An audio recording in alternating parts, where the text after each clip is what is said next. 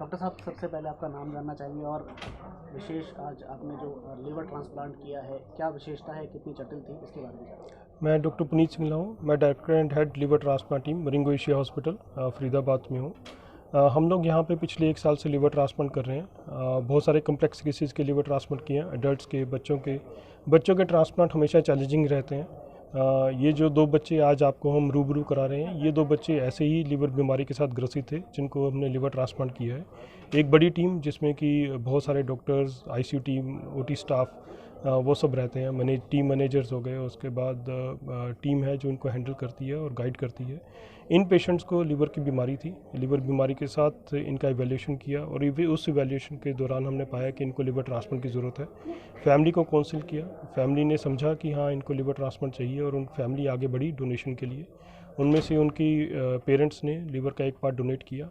बच्चों के केसेस एक नॉर्मल एडल्ट के मुकाबले हमेशा कम्प्लेक्स हैं, क्योंकि उनका सर्जरी करना है, उसके बाद एनेस्थीसिया, उनका टेक केयर, वो अपनी कंप्लेंट्स को अच्छे से बता पाते हैं, कई बार नहीं बता पाते, उन सब चीज़ों को हैंडल करना है। तो इन सब चीज़ों के मद्देनज़र ये केसेस कम्प्लेक्स गिने जाते हैं और इन केसेस को हमने सक्सेसफुली प्रोसीड किया अपने शहर, अपने अपने हॉस्पिटल में, और ये बच्चे बिल्कुल ठीक हैं, वापस अपने देश और अपने गाँव जाने के लिए तैयार हैं। कहाँ से आए हैं ये बच्चे?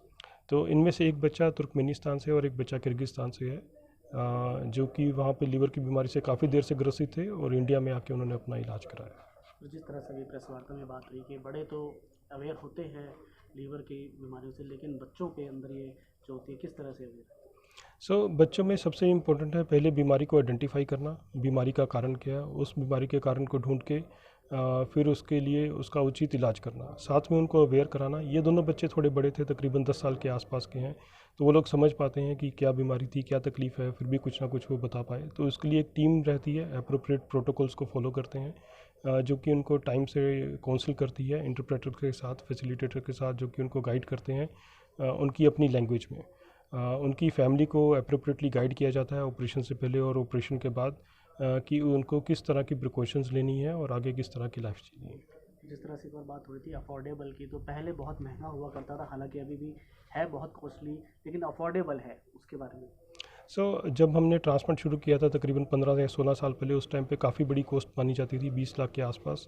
विद टाइम उसका कॉस्ट कुछ इकोनॉमिकल हुआ है। आज की डेट में हमारे हॉस्पिटल में 17 से 18 लाख में बहुत सारे पेशेंट्स के ट्रांसप्लांट हो जाते हैं। ज़्यादातर पेशेंट 20 लाख से नीचे में नॉर्मल होकर, स्वस्थ होकर वापस अपने घर जा पा रहे हैं। तो विद टाइम ये अपने आप में अफोर्डेबिलिटी बढ़ी है पूरी सोसाइटी में, तो कॉस्ट उसकी नहीं बढ़ी और अफोर्डेबिलिटी बढ़ी है, तो बहुत सारे पेशेंट इसको समझ पा रहे हैं और इसके लिए आगे बढ़ के आगे आ रहे हैं ट्रांसप्लांट कराने के लिए।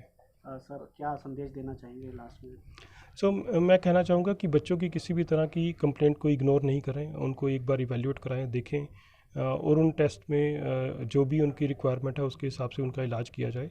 हम बच्चों की पेट की दर्द की कंप्लेंट, उनका आँखों में पीलापन आना या उनकी कमज़ोरी होना, उनका वेट नहीं बढ़ना, इसको इग्नोर कर जाते हैं। तो इनको इग्नोर करने के बजाय मैं सजेस्ट करूँगा कि इन बच्चों को कुछ टेस्ट किए जाएँ, एटलीस्ट रिक्वायर्ड डॉक्टर को दिखाया जाए, जिसमें कि पीडियाट्रिशियन हो गए, पीडियाट्रिक हेपेटोलॉजिस्ट हो गए, बाई चांस लीवर की बीमारी है, ताकि वो उसका एप्रोप्रिएट इलाज, बीमारी ढूंढ के उसका इलाज कर पाएँ।